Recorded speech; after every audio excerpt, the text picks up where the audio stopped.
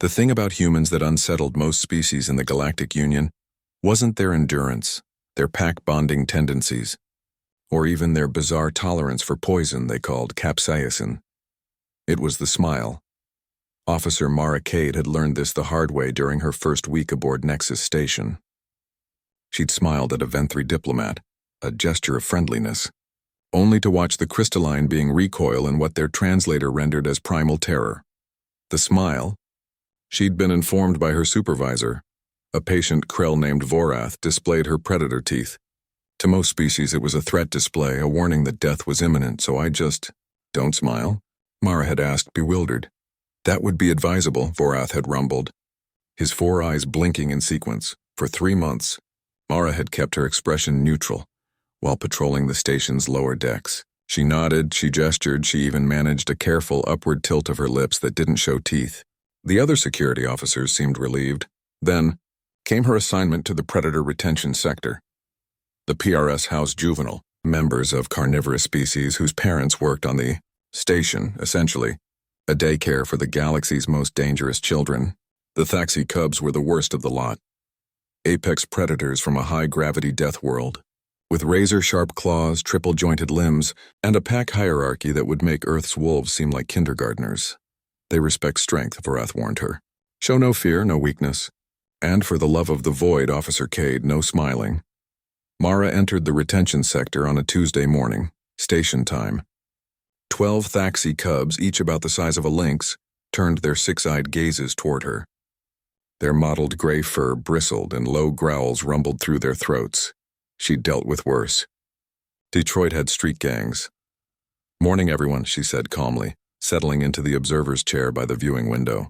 The previous officer had quit after a cub climbed into the ventilation system and dropped on his head. Mara wasn't going to make that mistake. The cubs watched her. She watched them back. Humans were pursuit predators. She could do this all day. After 20 minutes, the smallest cub, Tyr, according to the manifest, approached. He was curious, file notes said. High intelligence scores, low aggression markers. He sat 3 feet from her chair, head tilted, studying her with an intensity that would have made a lesser person squirm. Mara had read the briefings. Thaxi cubs learned through observation and imitation. They were testing her, always testing. "Hey, Tyr," she said softly. The cub chittered, a sound the translator patch on her collar didn't bother interpreting. He moved closer, sniffing at her boots, then he did something unexpected.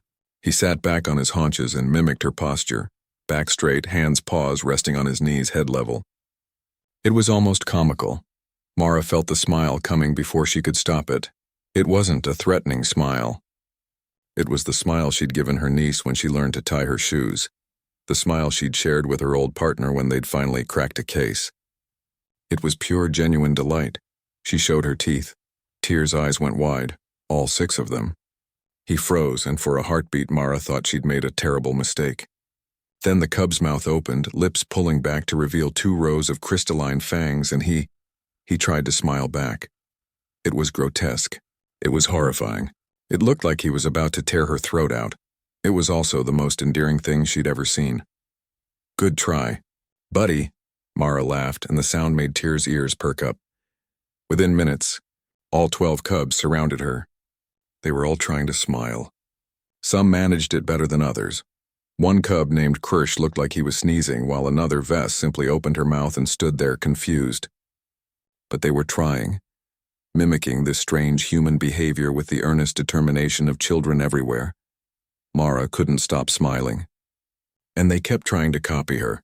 The security footage captured everything. 62 minutes of Officer Mara Cade sitting cross-legged on the floor, while a dozen predator cubs practiced smiling at her. At one point, Tyr managed something almost close to a human expression, lips pulled back but softer, less threatening. Mara had clapped, and the cubs had all chittered in excitement. By the time Vorath checked on her, the cubs were exhausted, piled in a heap around Mara's lap, still occasionally trying to smile in their sleep. "Officer Cade." Vorath's voice was tight through the intercom. What have you done?" "Taught them to smile," Mara offered sheepishly. The footage went viral within 6 hours. By the end of the station cycle, every screen in Nexus was playing the clip. Human officer and predator cubs, engaging in the galaxy's most terrifying bonding ritual. Xenopsychologists were in an uproar. Behaviorists couldn't explain it. The Thaxi ambassador demanded a meeting, then watched the footage and started laughing, a sound that translated poorly but was clearly positive. "Your species," the ambassador finally said, wiping tears from her primary eyes, "is absolutely insane, but this is good. The Cubs trust you. Trust is rare." Mara became something of a station celebrity after that.